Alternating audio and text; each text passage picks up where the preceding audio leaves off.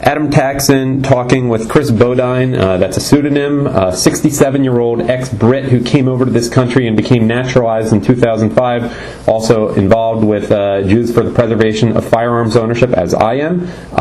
England is definitely in the news with the Olympics starting tomorrow, July 25th, 2012. It's the 24th right now.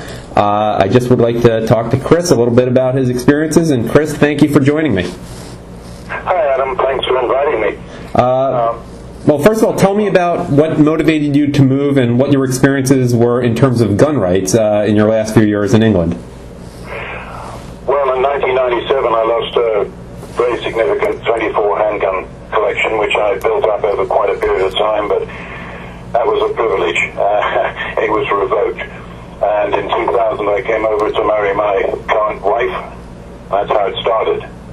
You've rebuilt the collection and carry, I assume, these days. Yes, I carry daily. The strange thing is that I sit in my office most of the day and don't see many people apart from my wife. But I work on the basis that the unexpected can always happen, so it stays on like my wristwatch on my wrist. Yeah. What were your experiences in England, like the last few years, and what are you seeing from a distance now? What do you mean from the point of view of firearms?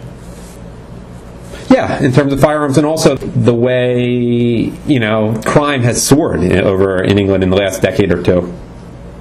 Well, going back to get the dates exactly, I think it was early 90s, we had a ban on semis, which was due to a guy who went crazy with an AK. And then we had Thomas Hamilton in Scotland. He unfortunately had a legal firearm, which he should never have had a permit for because people knew he was not that stable.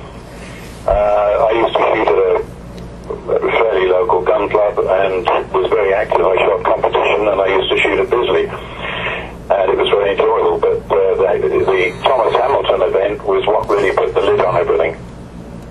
What is your view? Obviously, the Second Amendment came in the aftermath of America's relationship with Britain. What is your view as someone who lives in America, but also as someone who grew up in Britain, of the Second Amendment? Well, the Second Amendment was always something I envied when I was in the UK. I used to speak on email to American people and was, I suppose, initially almost surprised that anybody could carry a firearm, let alone have a pretty wide choice.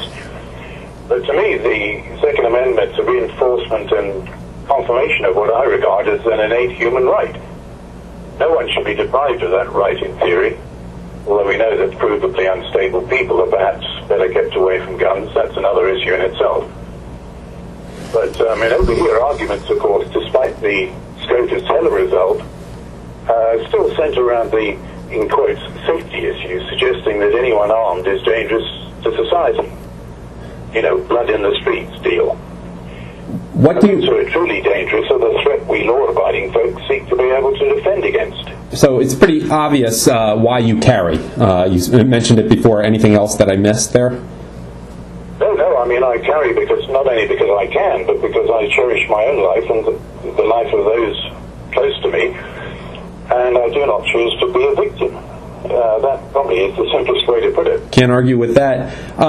Do you notice any difference between gun controllers in England or the UK and Europe and gun controllers here, or is it really the same mentality everywhere? Well, no, I think the differences are pretty huge. In England, since 1997, it's been pretty provable that the crime rate has gone up, including armed crime.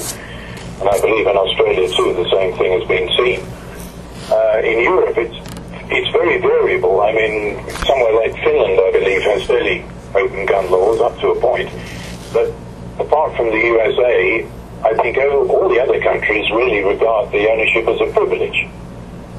We obviously regard it as a right, and there is the big difference.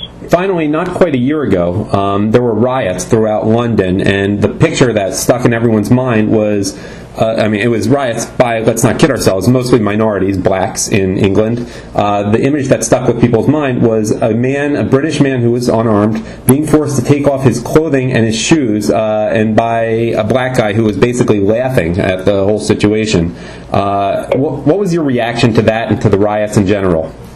The reaction to that was almost disbelief. that, in fact, with a situation not so long ago where a guy picked up a 2x4 in his front yard to dissuade gang guys who were throwing rocks at his house. He was arrested for having a weapon. The situation is so weird over there. The victim is invariably more heavily penalized than the criminal. It's really ridiculous. Any final thoughts? Not really, other than the fact that I hope things remain sensible. I'm worried about the incremental drip of gun control. It's a constant concern, and a lot of people seem to ignore it. But it's something we have to guard against as well as we can. Chris, thank you for your time. We'll talk to you again, I'm sure, very soon.